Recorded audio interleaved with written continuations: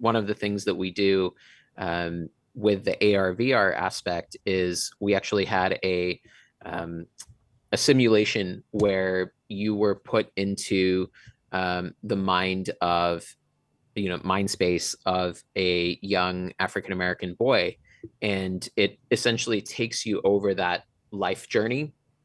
And it's called 1,000 Cut Journey if anyone wants to look it up. And we partner with the professors from Columbia who had worked on that and really brought that to the forefront. So one of the things we did was put employees in that scenario where when you're in the mind of this young child, you're playing with blocks at your school or your daycare, and a friend asks you to throw a block over to him, and so you do that, and then your teacher yells at you for being aggressive. Then there's another scenario where you're a little bit older, you're a teenager, you're about to go play basketball with your friend, and your mother is on the couch and she tells you, hey, I'm seeing on TV that there's the police are looking for someone with a hooded sweatshirt, and please be careful when you go out. And so when you're on your way out, you take your hooded sweatshirt and you head out the door, and in front of your home, the police essentially pull up and tell you to get on the ground, and put your hands up and get on the ground. And it's eye-opening to see employees, follow that instruction. Like they know they're in the office in a secure space. They're just wearing a VR headset, but many of them get on the ground.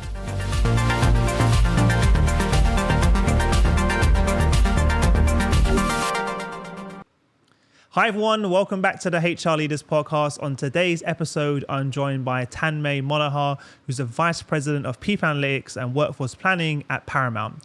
We discuss how Paramount is using AR and VR for DEI training, as well as how they're using transparency and public goal setting to stay accountable.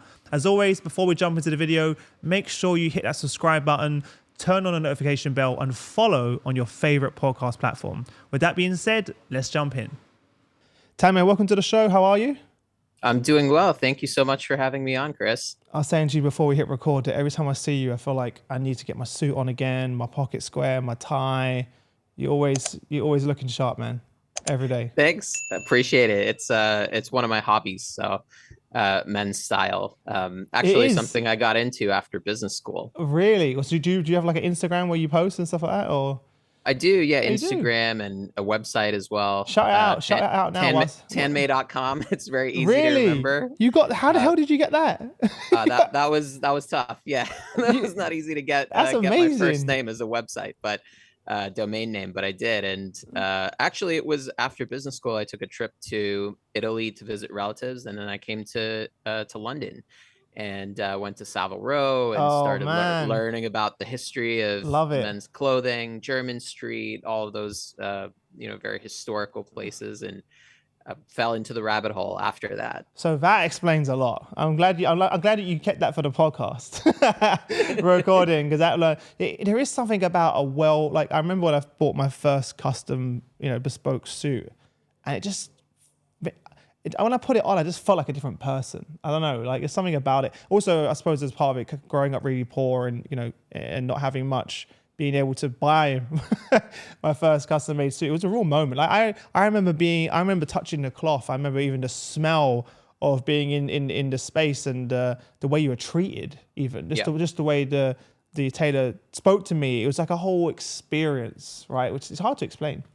Yeah, no, and I'm a huge fan of the handiwork, and it's art. Really. It is art. You're creating a 3D sculpture out of cloth. When you think about fabric that's just sitting on spools waiting, it's just a flat piece of canvas, and once it's shaped and pressed and fitted to someone, it holds a 3-dimensional shape, and that I see as art. It is, yeah. And you're right in the sense that it's also something that a lot of folks, myself included, aspired to, not growing up with a lot, and it changes the way you feel, it changes the way you carry yourself, changes the way people treat you, and I think that it's also important to note that you don't need to have a lot to look well. The fit is really key.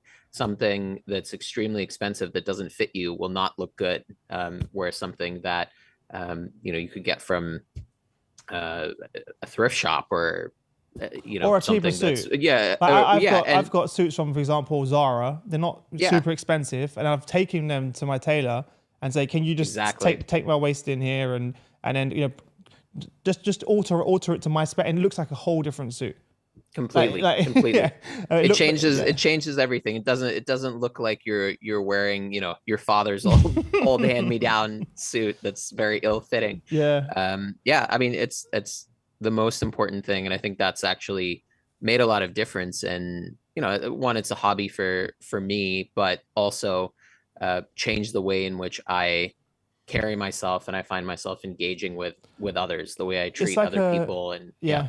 I actually listened to a podcast last night actually, and they spoke about this, that the science behind personas. So, for example, the coach, one of the examples he was given, he works with a lot of former Navy SEALs, and when they put that uniform on, it takes them into a different mentality, a different state. And one of the biggest challenges is when they get home, and you hear about it a lot with combat veterans, is when they've taken off that uniform, they felt like they've lost identity. Identity, yeah, And very much. they're talking about police, firemen, and people that work in the city who wear suits. And because again, for me, when I would put that suit on in the morning, I would shift into a different mentality. I didn't know I was doing that, but now thinking back, I'm like, okay, it's game time. And I was in sales, and it was really like sales. You get your suit on, time to go make the deal. It's game time, and the suit signified that for me as well. So yeah, really, really interesting. We went really off topic there for everyone listening, but I thought that was just really fascinating. Tell everyone a little bit more about you and how you ended up here at Paramount. Yeah, absolutely. So out of undergrad, I studied biomedical engineering, which I know sounds completely relevant to the media and entertainment industry. But I studied biomedical engineering and applied math as a double major, and it was really my business minor that kind of took me in the direction that I am now.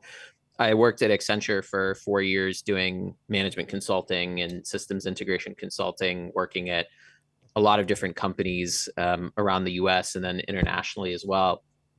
And I went and did my MBA after that because I knew, the minor that I had in undergrad gave me the business bug, but it wasn't quite enough to take me to the next level. So I felt I had hit a bit of a plateau. So went to business school. That's really when I got into the media and entertainment industry. TV, film, theater, arts, entertainment was always an enormous passion of mine. I had never seen it as a potential career path.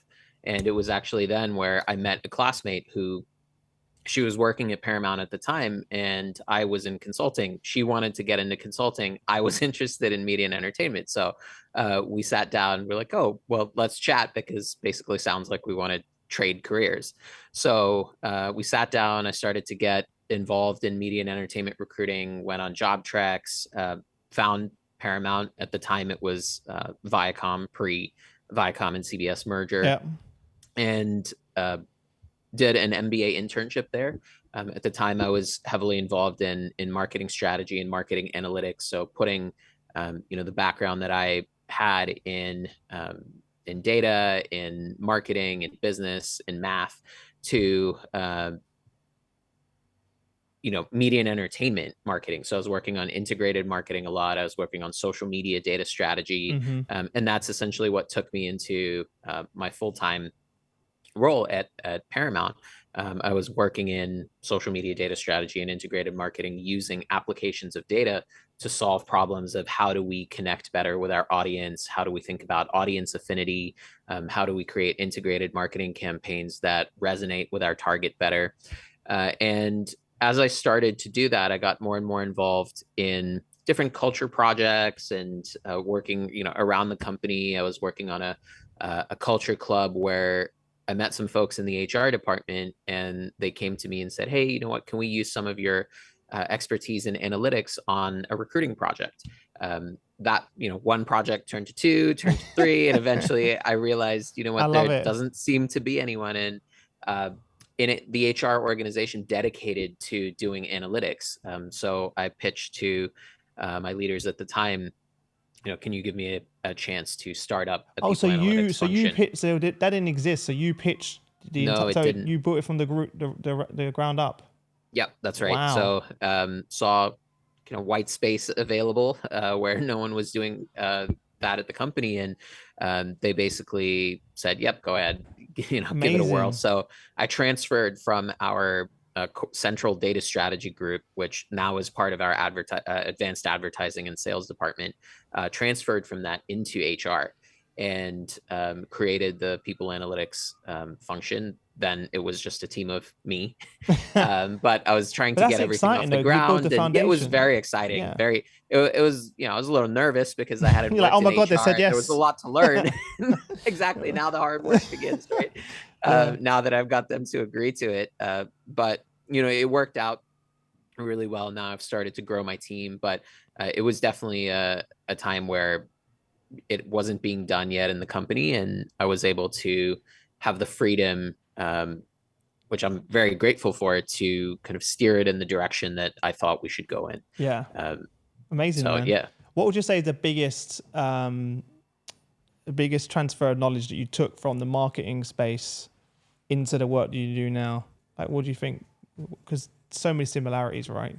Yeah, absolutely. And I always say that there's a reason why the people is first in people analytics, and it's really from my marketing background.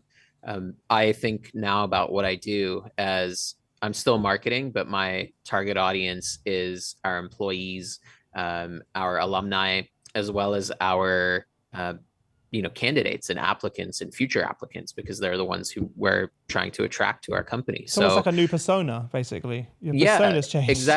exactly. So, I always think about how are we positioning, when you think about employee value proposition, and how are we positioning our company to, to make it clear to our target audience what Paramount offers versus competitors.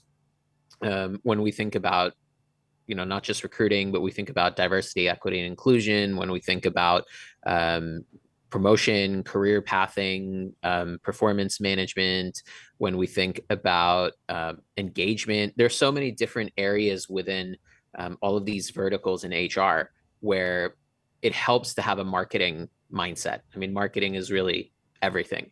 Marketing yourself, marketing your team, marketing the company, the employees, marketing to them, and marketing them as a product, since at a lot of companies the talent is really the product.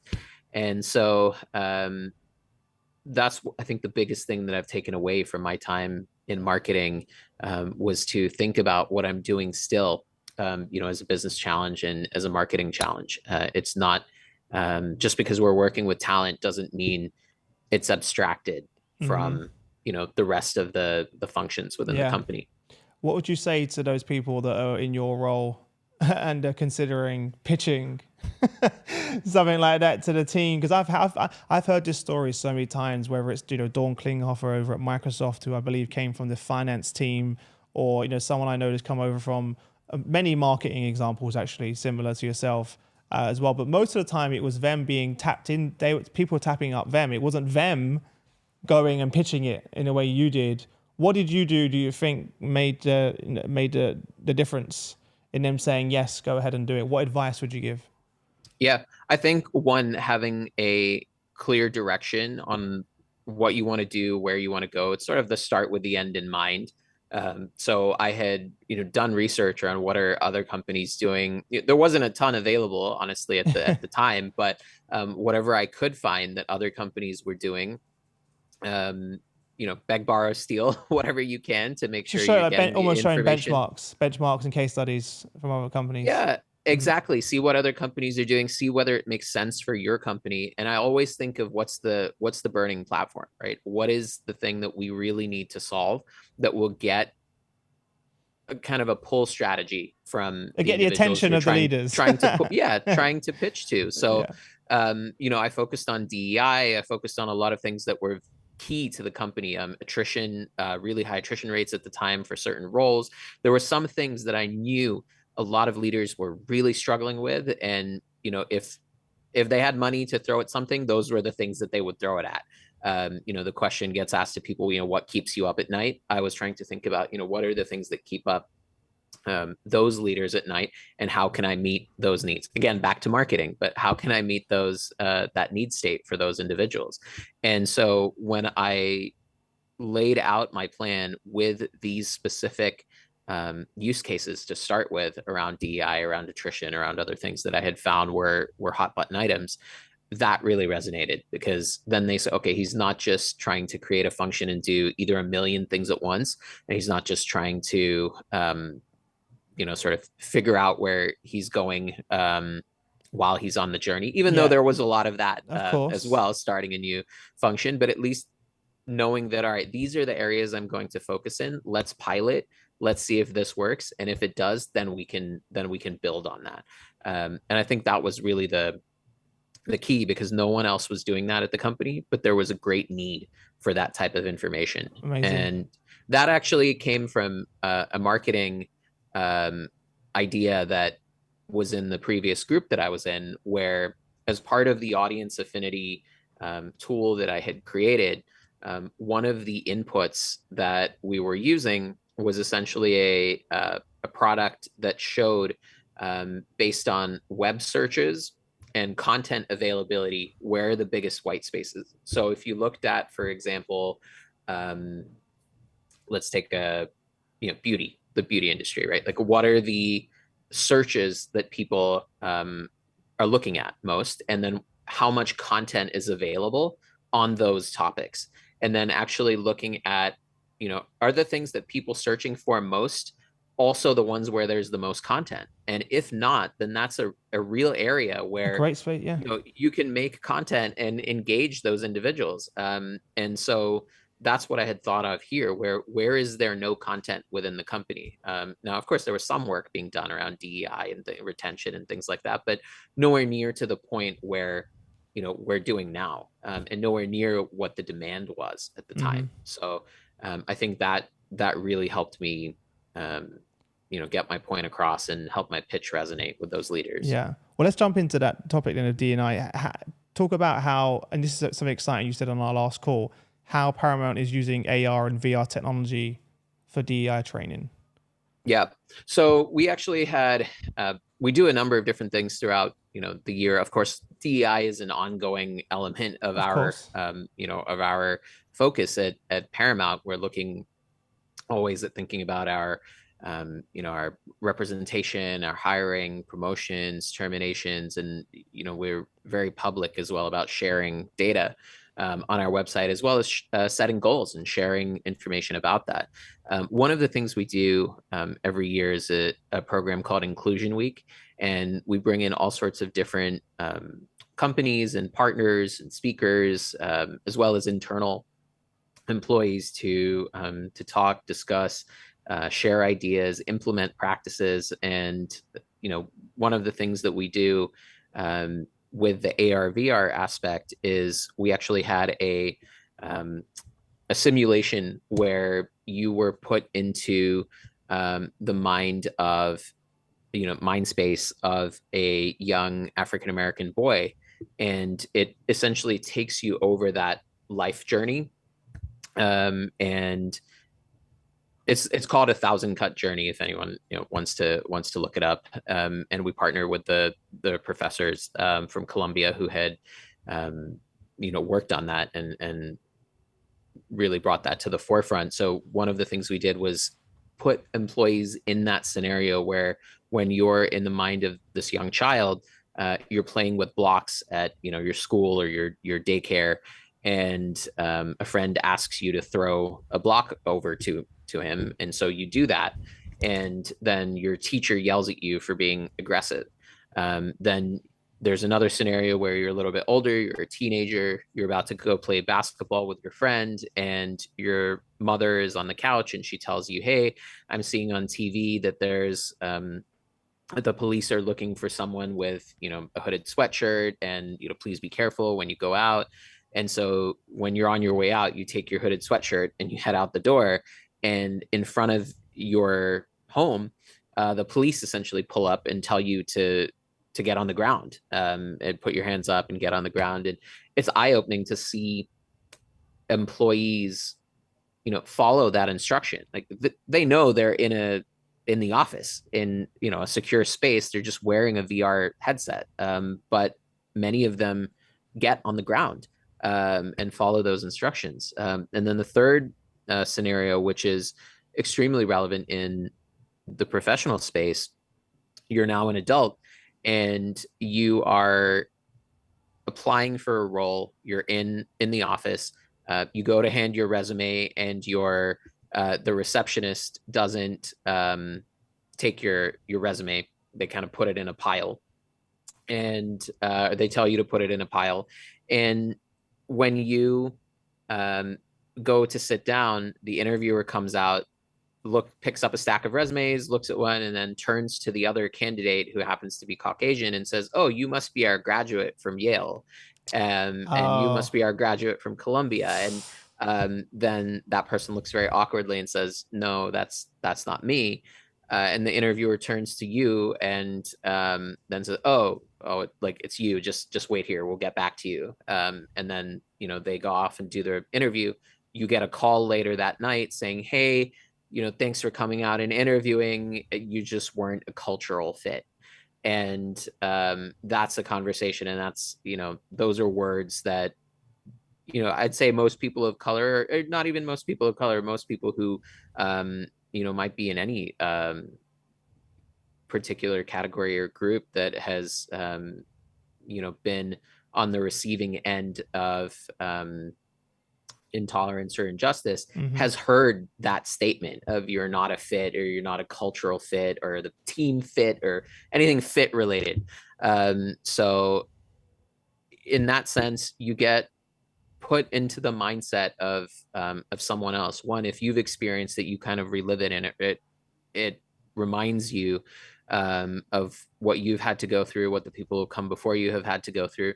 And if you've never experienced that, it opens your eyes in terms of, okay, this is actually what other people go through on a day-to-day basis. And it's a very powerful experience. And of course, after that, there's a debrief with folks from the university, with individuals from our recruiting team, from our HR group as well, because we don't want individuals to go through an experience, such an intense experience like that, and then have nowhere to kind of let off that experience, let off that steam, and unpack what they went through and what they felt, and understand how that relates to other employees. So after that experience, there's a space for them to discuss and talk, and assuming they want to, of course, sure. Share ideas and share experiences. So that was extremely powerful, and I think there are a lot of opportunities for companies, for organizations to use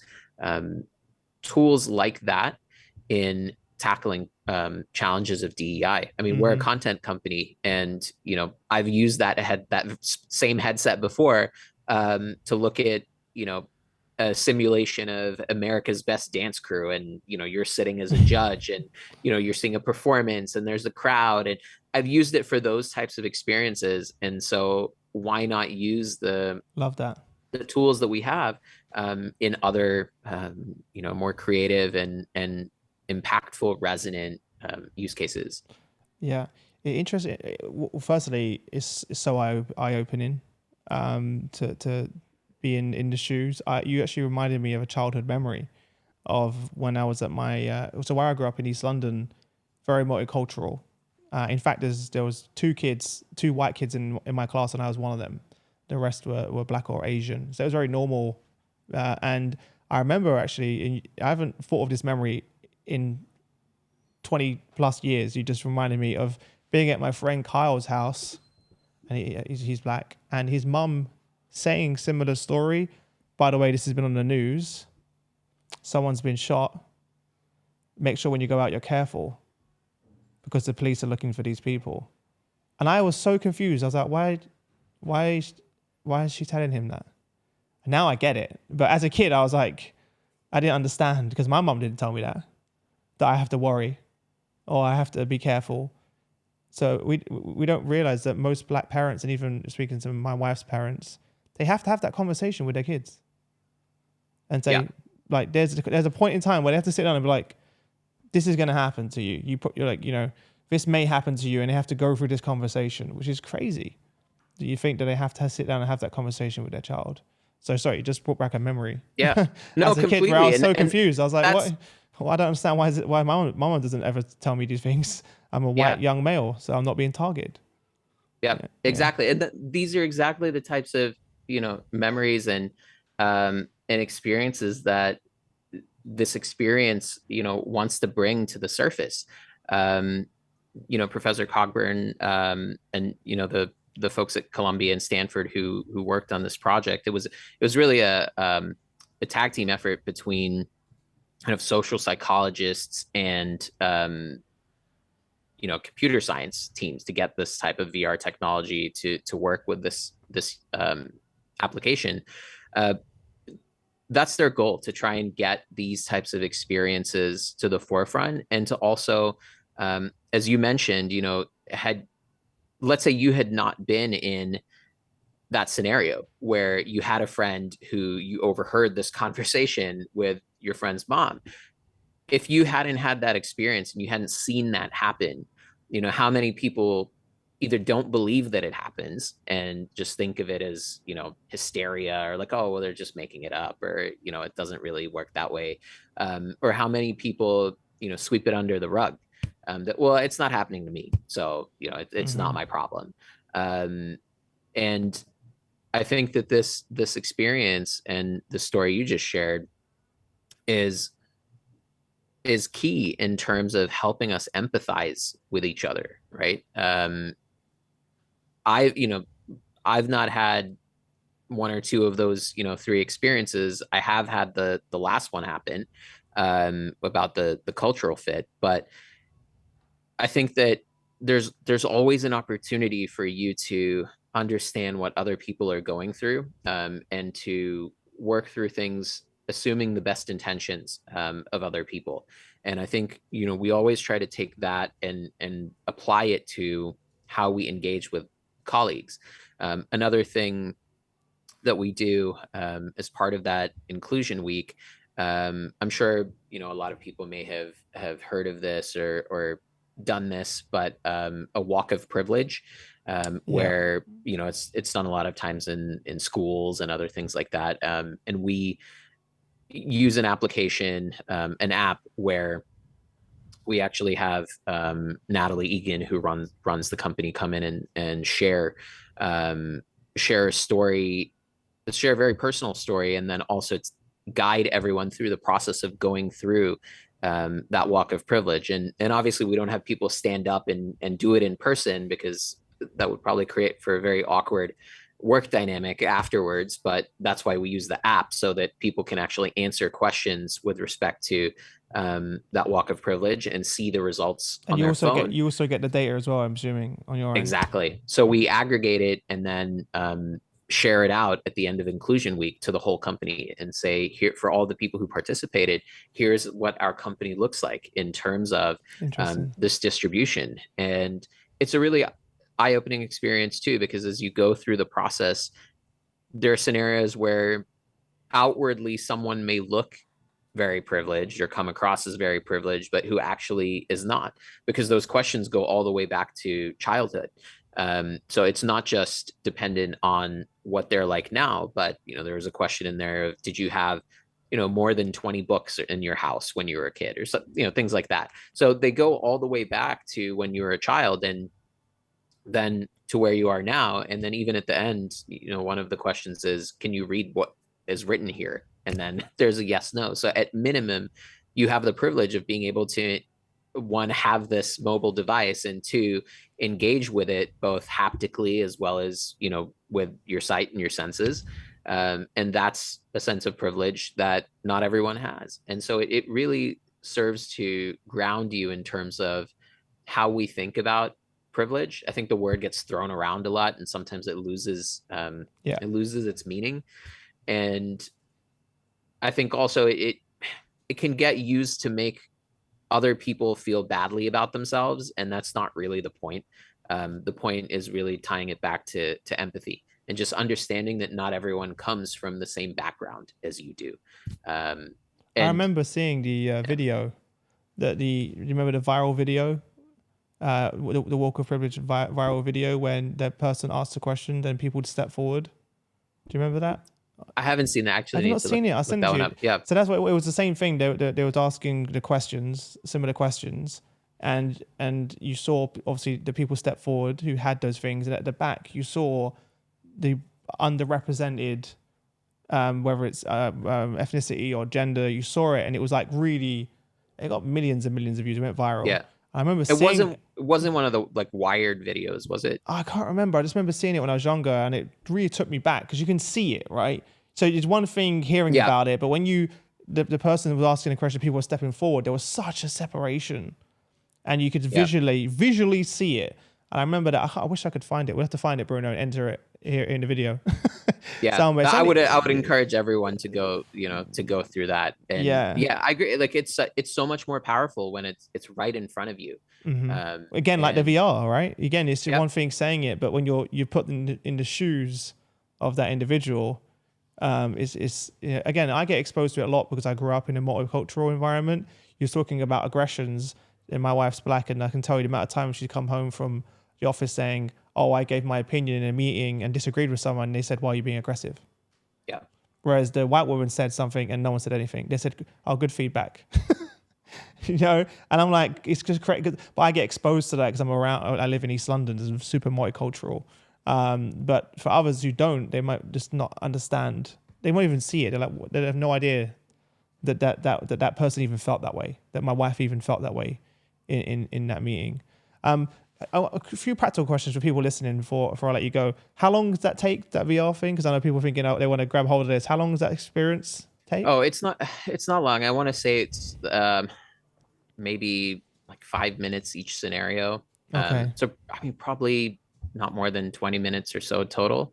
But There's also a debrief time, after built in, afterwards. So which is very important. So and you can buy, like, anyone can access that same scenario, or is that something that you guys specially bought or built? So we worked with with the actual research team to have them come in and load it onto our devices and work with us.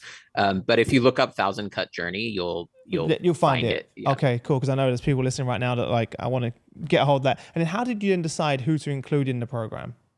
Yeah, it was open to everyone. Oh, by the way, one other point is there are snippets actually of the VR scenarios on either YouTube or on Professor Cogburn's site. We'll tag him in. Yeah, so even if you don't have access to the headset, you can still read about and see what it looks like. Cool. So it's still accessible even if you don't have a VR headset available. I'm sure there's also talks and presentations about it available as well. What was the overall feedback of it then that you got from the people involved?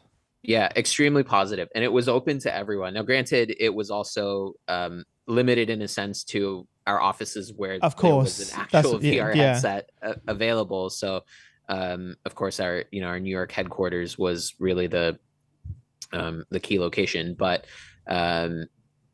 I would say that the response to it was extremely positive. It is an intense experience. So there were individuals who needed to take the day after, needed to take the afternoon off after they went through it. It's, you are putting yourself into the headspace of someone else. You have a name, you have an identity, and it's an experience that if you've never been through, it can be extremely challenging to watch. And the fact that you can't do anything about it, that feeling of helplessness that you get, a lot of people have never had. And for others who have been through all those scenarios, it can be very triggering to them. So it is an intense experience, but one I would highly recommend. And I think that, as you look at what tools and new initiatives are out there, I'm definitely on the forefront of embracing new technologies and new ways to integrate these different fields together. The mix of technology and computer science and VR, AR with social psychology, with diversity, equity, inclusion research, with HR. I mean, it's such an interesting mix of inputs, and then even on the analytics side, right, getting some of this data back as it related to the walk of privilege and other scenarios that we've used as well, where I've actually used some of the most common names and titles within the company to seed the scenarios No way. that are covered in some of our Interesting. DEI trainings. And we actually had because we couldn't do in-person simulations last year and the year before, Yeah. we actually had a computer-based experience, a desktop-based experience where you were going through, you were clicking your responses on the screen, you were watching microaggressions happen between, colleagues, and a lot of the names and titles and things that were being used in those scenarios were actually the most common ones at Paramount. So you subconsciously would know someone with that name or that And title, that would and influence how you answer. it could influence how you answer. More so, it would make it relatable to you that, oh, you know Oh, what, I've okay. I've got, like, this is relevant to me. I work with a group like this, or I'm in this in this type of group, and it makes it more relatable to employees when they see this sort of scenario happen. And it is an interesting point too that you raise in terms of, would it actually affect how you respond, Yeah, I right? was If just you if thinking. you know Yeah. someone who Yeah. is your boss, right, who has that same name and that title, would you not reply in a certain way? Would you not stand up for someone else? Yes. Would you not, right? Are there scenarios where you would act differently? That also has a portion afterwards where there's a facilitated discussion amongst the participants who go through it, and that those types of experiences are fantastic. It really brings to life a lot of the research, a lot of the things that you just read on a page. It makes it really tangible, Hmm. and those experiences stick with you. And we do those every year, but there are also things that we do that are ongoing throughout the year through our Office of Global Inclusion and our HR organization and other parts of the company, so that it's not just a confetti culture, as they say, where you get together one time a year and you're like, Just tick, oh, yay, we like tick, we tick, we diversity, tick a and yeah, box. check the box and move on. What was the Um, name of the app you mentioned when you did it virtually instead of the VR? You said you did it via the app. Was that an app you built, or is that another company that you no, I could think share? there was another company we work with.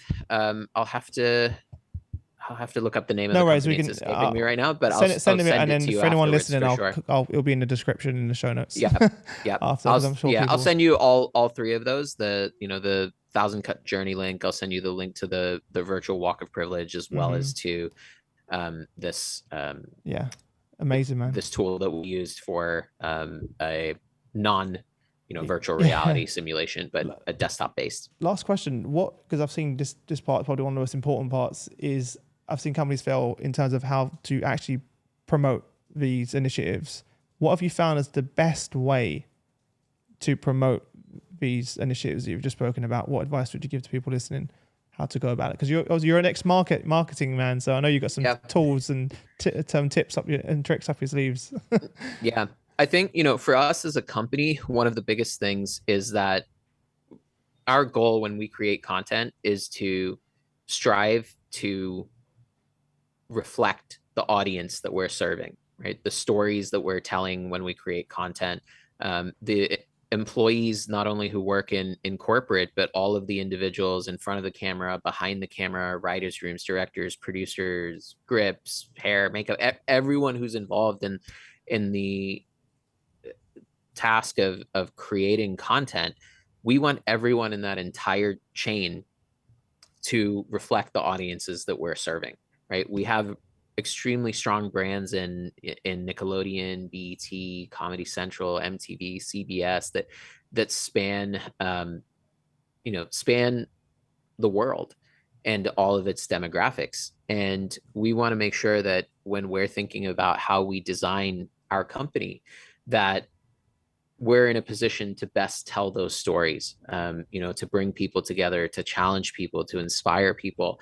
And part of that means that we need commitment throughout the company to it. So we go public with our goals, which holds us accountable. We're transparent. Every year we post our progress on DEI. And if we haven't hit certain goals, or we haven't met our goals, we're also transparent about that too.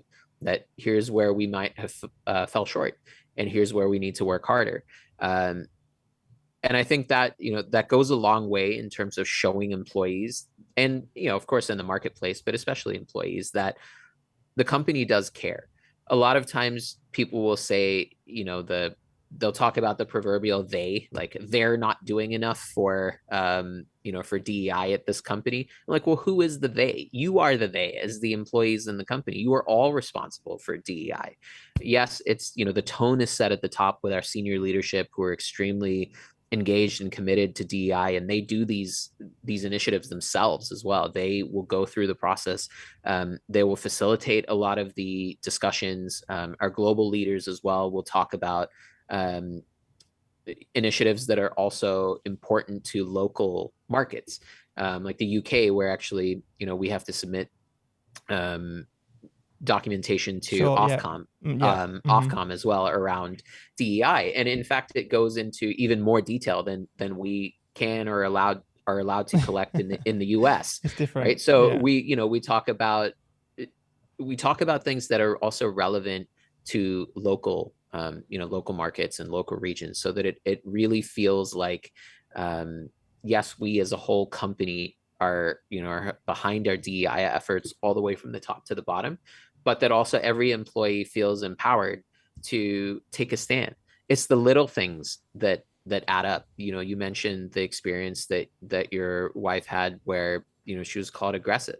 Had there been allies in the room who had said, actually, you know what, that was a great idea, and you're right, and let's unpack that, or let's dig deeper. Or if someone else had given the same idea and someone else had said, oh yeah, actually that's a similar idea as so and so had said, it changes the dynamic. And it's a small thing, but it really does change the dynamic day to day of these experiences.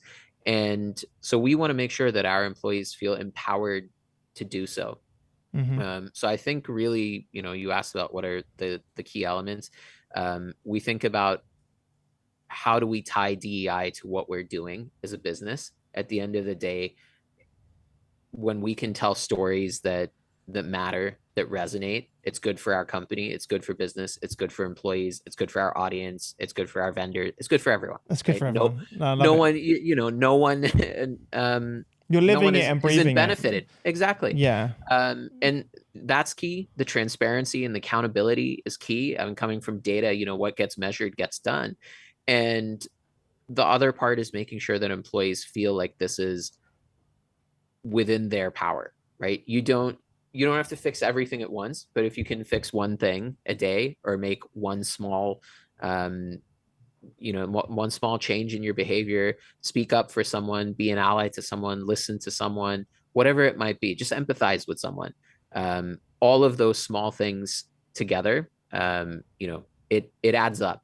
That VR tool is called 1,000-Cut Journey. Imagine if we were able to have 1,000 people each doing something a little bit different to get rid of those cuts.